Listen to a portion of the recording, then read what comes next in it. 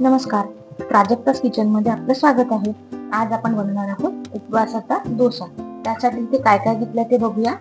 डोसा बनवण्यासाठी मी इथे 1 वाटी भगर घेतली आहे. त्याला वरईचे तांदूळ असे सुद्धा म्हणतात.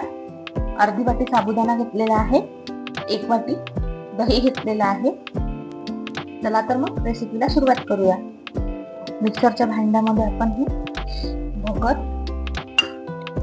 आणि साबुदाणा टाकून छान असं बारीक दळून घेऊ. मिक्सरला असं छान बारीक दळून घेतलं आहे. आता यामध्ये दही,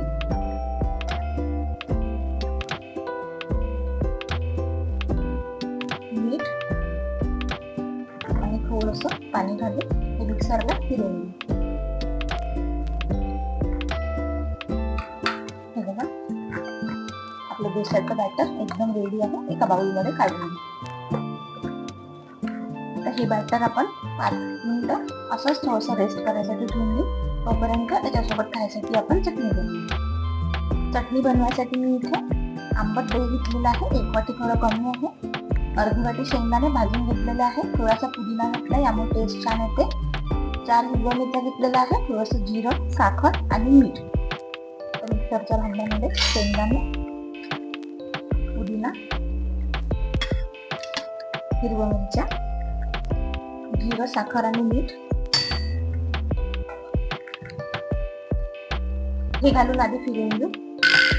हे आधी असं मिक्सरला फिरवून घेतले आहे. यामध्ये दही घालू आणि गरज वाटली तर थोडं पाणी सुद्धा ऍड करू.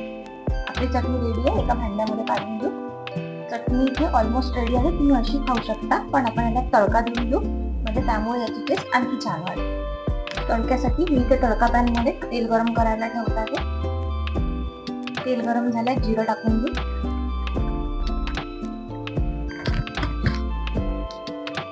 जिरं छान फुललं आहे. आता हे चटणीमध्ये टाकून घेऊ.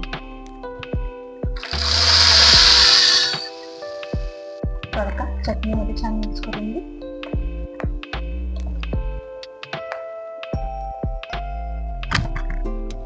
आपली चटणी रेडी आहे. आता डोशासोबत खायसाठी आपण बटाट्याची भाजी करून घेऊ. त्यासाठी मी 3 बटाटे इथे उकडून साल काढून थंड करून असे क्रश करून घेतलेले आहे. 4 हिरव्या मिरच्या मी बारीक कट केलेल्या आहे. थोडंसं जिरं घेतलेलं आहे. तेल गरम झालंय, जिरं टाकून घेऊ.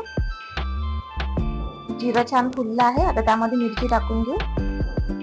थोडंसं लाल तिखट, चवीनुसार मीठ, यामध्ये क्रश केलेला बटाटा टाकून घेऊ. छान मिक्स करून घेऊ. आपली भाजी रेडी आहे. आता डोसे करून घेऊ. डोशाचा बॅटर बघा इथे छान भिजलेला आहे. डोसे बनवायसाठी मी इथे नॉनस्टिकचा तवा घेतलाय. त्याला तेल लावून घेऊ. थोडं बॅटर टाकून याचा डोसा बनवून घेऊ. बॅटर सगळीकडे छान एकसारखं पसरवायचं आहे. एक साइडनी आपला डोसा छान भाजलेला आहे.